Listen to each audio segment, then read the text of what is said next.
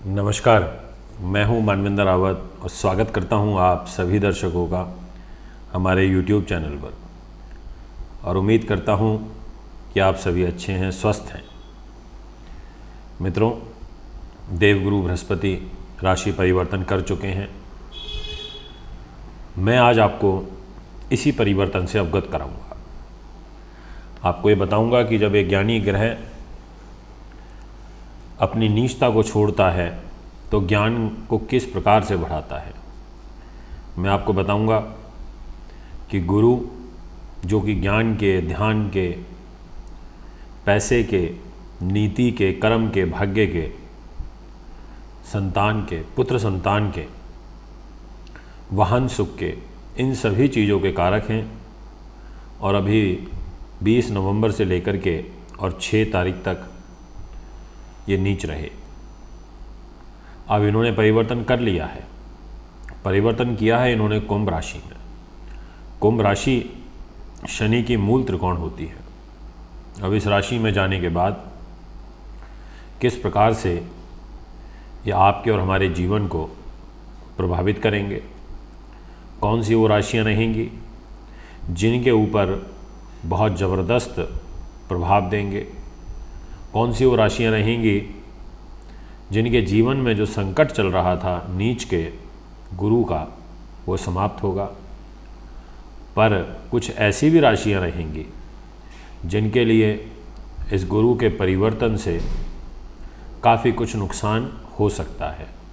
जिनके लिए पहले अच्छा चल रहा था पर अब यहाँ पर जो देवगुरु बृहस्पति हैं, इन्होंने अपनी जो नीचता है उसको छोड़ करके पर प्लेसमेंट गलत जगह ले लेंगे। तो ऐसी भी कुछ राशियां रहेंगी जिनके लिए ज़्यादा अच्छा समय नहीं कहा जा सकता। दोस्तों, आइए वीडियो की शुरुआत करते हैं और सबसे पहले मैं आपको बताता हूं कि स्वतंत्र रूप से गुरु महाराज किस राशि को सबसे पहले अच्छा फल देंगे। तो वो है मेष। जितने भी दर्शक इस समय मेष के मुझे सुन रहे हैं, आपके लिए आपके भाग्य स्थान के स्वामी होकर ये लाभ के घर में गोचर करेंगे। 14 सितंबर तक करेंगे। जून तक तो ये बिल्कुल मार्गी गति से चलेंगे। जून में फिर ये वक्री भी हो जाएंगे कुंभ राशि में, तो 14 सितंबर तक वक्री रहेंगे। तो एक तरीके से देखा जाए तो मेष वालों, अब आपके लिए आर्थिक रूप से काफ़ी कुछ प्राप्त होने जा रहा है। भाग्य के अनुरूप बहुत कुछ मिलने जा रहा है। आपके पिता से संबंध, आपको व्यापार में लाभ, विदेशों से लाभ, राजनीति से लाभ, आपके साहस पराक्रम का बढ़ना, आपके पंचम भाव को देखेंगे तो एजुकेशन को मजबूत करना, कंपटीशन को क्रैक करना, प्रतियोगी परीक्षाओं में पूर्ण रूपेण सफलता प्राप्त करना, इस प्रकार की जो ग्रह गति है वो देखने को मिलेगी। अच्छी बात है, ये समय अच्छा है आपके लिए। इसका जो लाभ है वो आपको उठाना चाहिए। तो आपके लिए ये परिवर्तन काफ़ी शुभ है और बहुत बेहतरीन है। इसके बाद मैं बात करना चाहता हूँ नेक्स्ट राशि, और वह रहेगी वृषभ। जितने भी वृष लगन के दर्शक इस समय मुझे सुन रहे हैं, उनसे ये कहूँगा कि आपके लिए एक तो अष्टम के स्वामी हैं और एक है लाभ के। लाभेश होकर के अपनी राशि से 12वें में गोचर करेंगे। नीच राशि को तो छोड़ देंगे, छोड़ चुके हैं। कुंभ में, केंद्र में, दसम भाव में रहेंगे। दसम भाव मेहनत का होता है, पद प्रतिष्ठा का, राज्य प्रतिष्ठा का, कार्यों का होता है। इसका मतलब कार्यों का बनना, पद प्रतिष्ठा का प्राप्त होना, रुके हुए कार्यों में जो अड़चनें चल रही थी अब उनका बनना, एक सुकून की स्थिति आना, पर स्वास्थ्य भी साथ में खराब होना, क्योंकि अष्टमेश हैं और मीन राशि से 12वें चले गए। तो ऐसी स्थिति में पेट से और साथ में मोटापा बढ़ना, इस प्रकार की समस्याएं भी आपको यहाँ पर लगी रहेंगी। इसके बाद जो नेक्स्ट राशि रहेगी जिनके लिए गुरु के गोचर का जो फल है वो अच्छा प्राप्त होगा, वो है मिथुन। जितने भी दर्शक इस समय मिथुन के हमें सुन रहे हैं, उनसे मैं ये कहना चाहता हूँ कि दाम्पत्य जीवन के और साथ में कर्म के, सरकारी नौकरी के, प्रमोशन के, पद प्रतिष्ठा के, आजीविका के, समझौते के, पार्टनर के, दैनिक आय के, दाम्पत्य जीवन के, ऐसी तमाम चीज़ों के स्वामी यहाँ पर देवगुरु बृहस्पति हैं और भाग्य स्थान पर गोचर करेंगे। इसका ये अर्थ हुआ कि आपको भाग्य के अनुरूप ये सभी चीज़ें प्राप्त होंगी, ऐसा ग्रह गोचर कहता है। नवम भाव में जब ये आएंगे तो आपको बड़ा बेहतरीन फल दे देंगे, क्योंकि नवम भाव के ये कारक भी होते हैं और अपने कारक स्थान में रहेंगे, जिसके परिणाम स्वरूप आपके कार्य बनने शुरू होंगे। तो ये कहा जा सकता है कि आपके लिए ये गोचर अच्छा है।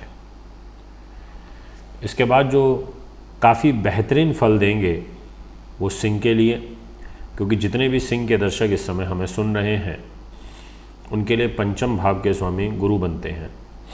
पंचम भाव होता है पेट का, संतान का, अकस्मात धन लाभ का। पंचम भाव से हम प्रतियोगी परीक्षाओं को देखते हैं।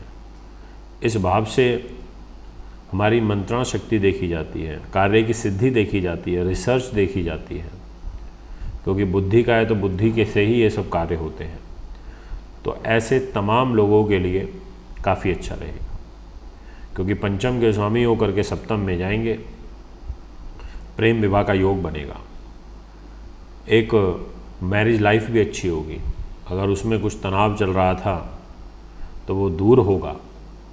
स्पेशली जो भी महिलाएं हैं उनको विशेष रूप से यहाँ पर लाभ मिलेगा।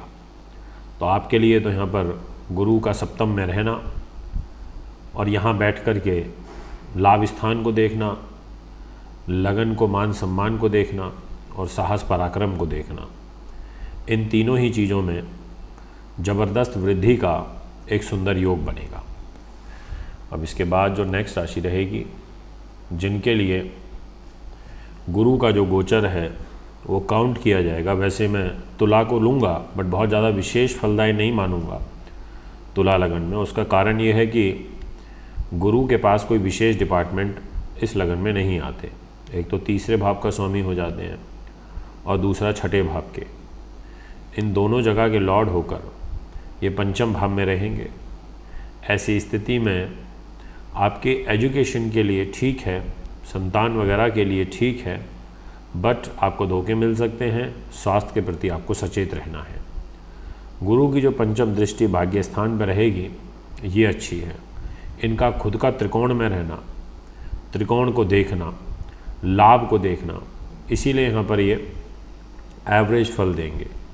पर आपको धोखे और स्वास्थ्य, इन दो चीज़ों का विशेष रूप से आपको ख्याल रखना चाहिए मित्रों। उसके बाद जो नेक्स्ट राशि जिसके लिए गुरु बहुत बेहतरीन फल देंगे, जी हाँ काफ़ी बेहतरीन। ऐसा इसलिए कह रहा हूँ क्योंकि वृश्चिक लगन, इस लगन में धन भाव के स्वामी स्वयं देवगुरु बृहस्पति हो जाते हैं और पंचम भाव उसके भी स्वामी देवगुरु बृहस्पति हो जाते हैं और केंद्र में आ जाएंगे, चतुर्थ भाव में आ जाएंगे, अच्छी जगह बैठ जाएंगे। और अच्छी जगह बैठ करके तो हर किसी को ताकत मिलती है। एक मिनिस्ट्री के अंदर कोई प्यून भी होता है तो वो भी अपने आप को किसी राजा से कम नहीं समझता, क्योंकि उसकी प्लेसमेंट अच्छी है, वो बैठा सही जगह पर जा कर के है। चाहे उसका कार्य जो है वो बहुत निम्न तबके का है, पर उसका साहस अच्छा रहेगा, बल अच्छा रहेगा। बड़े बड़े लोग जो मिलने आएंगे वहाँ, मोटी मोटी असामी संपत्तियाँ, संपन्न लोग, वो भी उसको नमस्कार करेंगे क्योंकि अच्छी जगह बैठा है। तो हमारी जो प्लेसमेंट होती है ये बहुत ज़्यादा मैटर करती है कि हम बैठे कहाँ हैं। तो यहाँ पर धन के और बुद्धि, संतान, एजुकेशन और धन लाभ, इसके स्वामी होकर के देवगुरु बृहस्पति केंद्र में चतुर्थ भाव में बैठेंगे। यहाँ निश्चित तौर पर इनको बल मिलेगा, सुख साधन, गाड़ी वाहन, ज़मीन जायदाद, प्रॉपर्टी, पैतृक संपत्ति से लाभ, राजनीति में लाभ, कोई चुनाव का जीतना, ऐसे जो योग हैं बड़े सुंदर, काफ़ी प्रबल आपके लिए बन रहे हैं। इसके अलावा आपको अभी 13 तारीख के बाद से और भी सुकून मिल जाएगा, जब ये मंगल राहु का अंगारक दोष समाप्त हो जाएगा और इन दोनों का अलग होने के बाद एक सुकूनदेह स्थिति यहाँ पर और बनेगी। इसके बाद जो नेक्स्ट लगन राशि रहेगी, जिनकी मैं बात करना चाहता हूँ कि काफ़ी अच्छा रिजल्ट देंगे, वो है धनु। क्योंकि जितने भी धनु के दर्शक हैं उनके लिए गुरु महाराज तीसरे स्थान में गोचर करेंगे, शरीर के और चतुर्थ भाव के स्वामियों के। साहस, पराक्रम, शौर्य, इसका बढ़ना, जितने भी लोग रिस्की वर्क करते हैं, जिनमें रिस्क बहुत ज़्यादा रहता है, ऐसे लोगों के लिए अच्छा होना, और साथ में फिल्म जगत, उद्योग जगत से संबंधित लोगों के लिए कुछ विशेष लाभदायक स्थिति नहीं दिखाई देती, क्योंकि शुक्र इस समय पूर्ण रूप से सूर्य से अस्त हो चुके हैं। तो 10 अप्रैल के बाद जब राशि परिवर्तन करेंगे तो एक आपको रिलीफ देंगे। तो जितनी भी restaurant line, liquor line, fashion designing से संबंधित लाइन, खाने पीने की लाइन, फिल्म लाइन, ऐसे तमाम लोगों के लिए अभी समय अच्छा नहीं कहा जा सकता। इसके बाद जो नेक्स्ट राशि रहेगी, जिनके बारे में मैं बात करना चाहता हूँ, अब यहाँ सिर्फ धन लाभ के पॉइंट ऑफ व्यू से बात करूँगा। बाकी डिपार्टमेंट तो गुरु के पास अच्छे नहीं हैं। एक 12वें भाव के स्वामी हैं और दूसरे तीसरे भाव के स्वामी हैं। मैं बात कर रहा हूँ आपसे मकर लगन की। मकर लगन में 12th हाउस और तृतीयेश गुरु सेकंड हाउस में धन के घर में बैठे हैं। कुंभ राशि में पैसे के लिए अच्छा है, इसमें कोई दो राय नहीं है, पर खर्चे भी खूब होंगे, इस बात को भी आपको समझ लेना चाहिए। इसलिए जितने भी मकर लगन वाले हैं उनके खर्चे होंगे, पर उनकी काबिलियत बढ़ेगी। वाणी के घर में बैठेंगे, परिवार के घर में बैठेंगे, परिवार और वाणी से लाभ आएगा, रुके हुए कार्य बनेंगे। इस प्रकार का ग्रह गोचर आपके लिए यहाँ दिखाई देता है। जितने भी कुंभ के दर्शक हैं उनके लिए काफ़ी अच्छा है। वो इसलिए क्योंकि लाभ स्थान के लॉर्ड स्वयं देव गुरु बृहस्पति हैं और वो आपके स्वयं लगन में आ गए, दिशा बली हो गए, मजबूत स्थिति में हैं, और फिर भाग्य को देख रहे हैं, सप्तम भाव को देख रहे हैं और पंचम भाव को देख रहे हैं। दृष्टियां भी तीनों अच्छी जा रही हैं। तो ऐसी स्थिति में आर्थिक रूप से लाभ के लिए, कार्यों के लिए, जो तनाव चल रहे हैं उनके लिए एक बहुत अच्छा समय कहा जा सकता है, उनसे बाहर निकलने के लिए। और यहाँ पर ये मंगल राहु का अंगारक दोष भी समाप्त होगा, तो भी ये काफ़ी अच्छा रिलीफ आपको प्राप्त होगा। इसके बाद जो नेक्स्ट राशि रहेगी उनके लिए कोई विशेष फलदायी नहीं है, वो है मीन, क्योंकि लग्नेश होकर के 12वें भाव में गोचर करेंगे। तो दोस्तों ये है 12 की 12 राशियों के ऊपर में से जो बेस्ट राशियां थीं, तकरीबन 8-9 राशियां ऐसी हैं जो निकल के आई हैं, जिन पर देवगुरु बृहस्पति अच्छा फल कर रहे हैं। कुछ ऐसी भी हैं जिन पर बहुत ज़बरदस्त कर रहे हैं। अगर आप भी कुंडली बनवाना चाहते हैं, दिखाना चाहते हैं, पूजा पाठ या रत लेना चाहते हैं, तो हमें संपर्क कर सकते हैं। नमस्कार, धन्यवाद। 59 phone number 01125638157 25638168, mobile number 9999886090 9212286090, email info@astrohubworld.com, website www.astrohubworld। दर्शकों, अगर आप अपनी कुंडली दिखाना चाहते हैं, वह घर का नक्शा बनवाना या वास्तु विजिट